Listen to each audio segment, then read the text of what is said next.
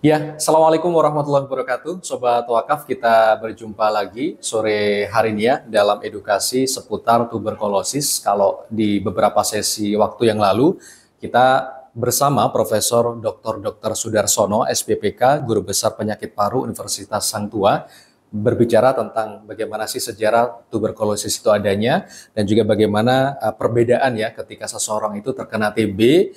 Artinya seseorang bukan lantas terkena langsung sakit, tapi ada dua kategori yang disampaikan beberapa waktu yang lalu. Ada terinfeksi TBC, ada juga yang sakit TBC. Nah, di kesempatan sore hari ini kita akan obrolin lebih dalam bersama Profesor Dr. Sudarsono, SPPK, beliau Guru Besar Penyakit Paru Universitas Hang Tua. Tentunya untuk para sobat wakaf, jika ada pertanyaan nanti bisa komentar ya, atau bisa dituliskan berbagai macam pertanyaan di kolom komentar. Nanti sesi-sesi berikutnya, insya Allah kita akan bacakan dan akan langsung dijawab oleh pakarnya, ada Profesor Dr. Sudarsono SPPK. Kita lanjutkan, Prof, di sore hari ini kita akan ngobrolin lanjut terkait tentang terinfeksi TBC dengan sakit TBC, Prof ya. Itu kan dua kategori yang berbeda. Kalau yang terinfeksi TBC, orang yang sakit TBC itu nggak ketahuan, Prof ya, karena bakterinya itu dorman tadi yang disampaikan, Prof ya. Tetapi kalau yang sudah sakit TBC, ini butuh beberapa macam pengobatan. Nah, kalau yang terinfeksi TBC, orang kalau nggak tahu itu bagaimana, Prof, caranya dia untuk bisa men-screening apakah saya ini apakah sehat-sehat beneran, apa ada kategori unsur sakit TBC, Prof? Ya, jadi seperti yang saya sampaikan pada sesi yang pertama dulu ya, bahwa orang itu tidak begitu saja langsung menjadi sakit TBC. Selalu ada riwayatnya ya. Tadi saya mencoba mengulangi sebentar, tertular, kemudian artinya kuman sudah berhasil masuk ke dalam tubuh orang tersebut, tapi kemudian terjadi suatu proses perlawanan dari daya imun si manusia tersebut ya, yang kemudian kalau berhasil bertahan, kuman hanya tidak lagi bisa berkembang, tidak bisa berkembang biak, tapi hanya tidur, tidak berdaya untuk melakukan perkembangbiakan karena ada benteng daya imun yang bagus. Tapi inilah yang disebut terinfeksi TBC. Orangnya sih sehat-sehat saja, ya, tampak sehat-sehat saja. Nah itulah. Nah tapi yang kalau pada akhirnya benteng pertahanan tubuh itu menurun, akhirnya si kuman yang dorman tadi, yang tidur tadi, bangkit dan kemudian berkembang biak, mulai melakukan suatu kerusakan-kerusakan organ. Nah, muncullah berbagai keluhan-keluhan yang kemudian kita sebut sebagai orang ini sakit TBC. Nah, sekarang tadi pertanyaannya kan bagaimana ya membedakannya kan? Ya. Nah, ya.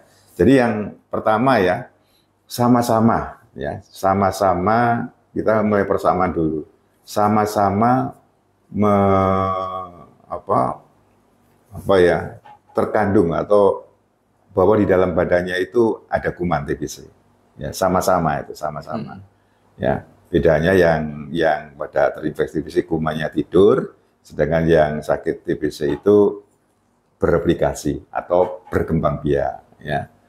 Nah, itu kesamaannya. Dan caranya untuk mengetahui bahwa orang itu terinfeksi TBC itu ada yang suatu tes ya.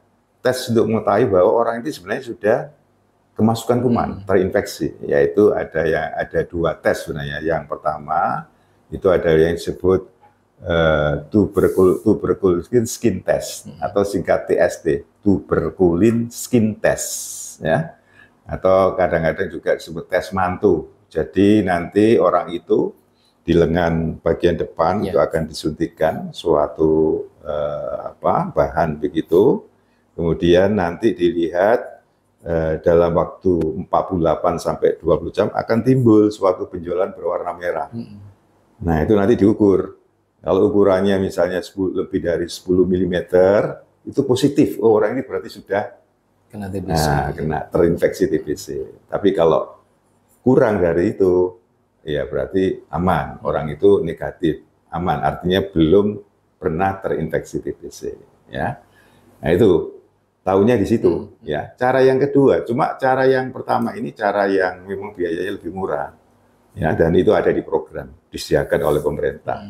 Ya, yang cara yang kedua itu adalah yang namanya tes IGRA. Ya, interferon gamma release. Ya, itu diambil darahnya, kemudian dilakukan tes, nanti akan ketahuan positif misalnya, berarti orang itu memang sudah terinfeksi TBC.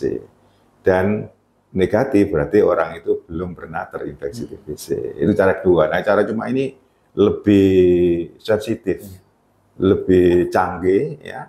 Cuma satu kali kunjungan saja. Kalau yang pertama tadi kan harus 2 kali, toh. Pertama suntik, ditunggu datang lagi 48 jam atau 72 jam. Berarti 2 kali datang. Cuma yang cara kedua ini ya boleh dikatakan lebih modern, tapi lebih mahal. Nah, ini memang di dalam program belum mengcover yang ini. Itu. Jadi baik orang yang terinfeksi TBC maupun yang sakit TBC, tesnya itu artinya sama-sama positif. Jadi TST-nya, tuberculosis test, orang yang terinfeksi TBC dia positif, sedangkan yang sakit TBC yang positif. Bedanya ya tadi, yang terinfeksi TBC itu orangnya sehat-sehat saja, tidak ada gejala apa-apa, ya batuk ya enggak, demam ya tidak, nafsu makan ya baik, ya. Kemudian keluhan-keluhan lain tidak ada, ya. Nah, kalau yang sakit TBC jelas ada batuknya itu lama, sampai berdahak, kadang-kadang berdarah, demam, nafsu makan turun. Kalau malam berkeringat walaupun di suasana yang santai dan sejuk, nah, seperti itu, males dan sebagainya, berat badan turun. Itu bedanya. Nah, yang kedua, perbedaan yang kedua kalau difoto, karena memang kita setting kita itu adalah TBC paru ya, karena yang terbanyak kan.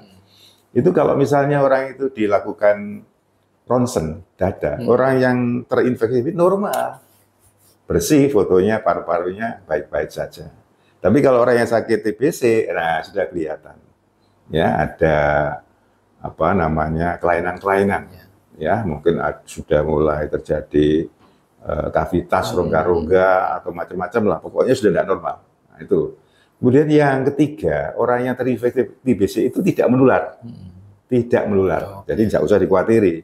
Ya, jadi kalau ada seseorang yang TST-nya atau tes mantunya atau IGRA tesnya positif, terus dijauhi itu enggak, dia tidak menular, Tapi kalau orang yang sakit TBC menular, ya. Kemudian kalau dites misalnya yang terinfeksi TBC itu bisa mengeluarkan dahak barangkali karena mungkin batuk tapi penyebab yang lain, dites pakai mikroskop maka nggak akan ditemukan adanya kuman TBC itu.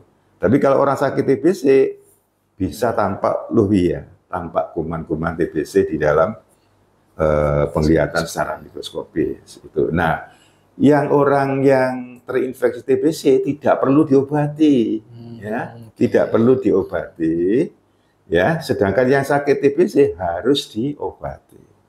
Ya, ini yang sangat-sangat penting untuk diketahui oleh kita semua, karena kasihan dong kalau orang yang terinfeksi TBC terus kasih obat-obat TBC. Tapi orang-orang yang terinfeksi TBC itu masih perlu obat sebenarnya, tapi sifatnya bukan untuk penyembuhan atau pengobatan, tapi pencegahan supaya orang ini si kuman-kuman yang dorman itu tidak untuk seterusnya tidak bangkit dan orang itu tetap tidak menjadi sakit TBC.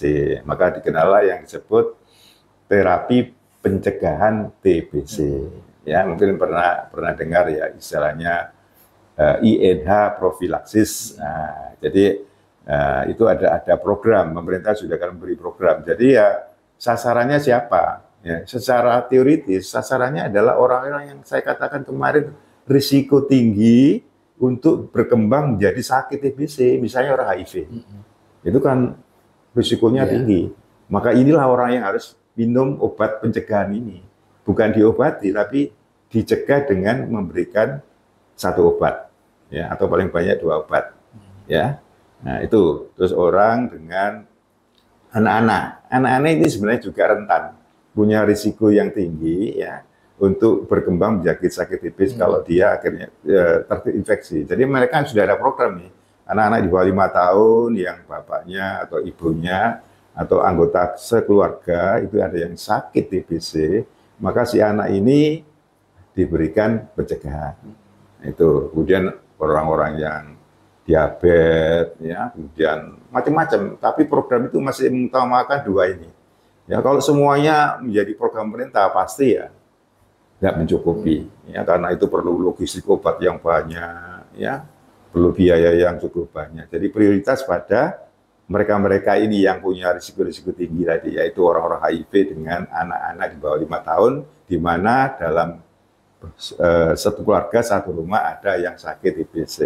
Nah sekarang pertanyaannya barangkali Mas Dari tahu lah, yang tidak tercover dalam program gimana ini? Nah, ya, misalnya orang-orang yang diabetes barangkali, diabetes sebenarnya terprogram, tapi memang belum begitu jalan. Atau orang perokok, ya gampang, ya begitu tahu, ya orang yang sakit diabetes, ya harus rajin-rajin berobat kencing manisnya supaya terkontrol. Nah kalau terkontrol gulanya, maka status imunnya masih bagus. Ya, orang yang ngerokok gimana?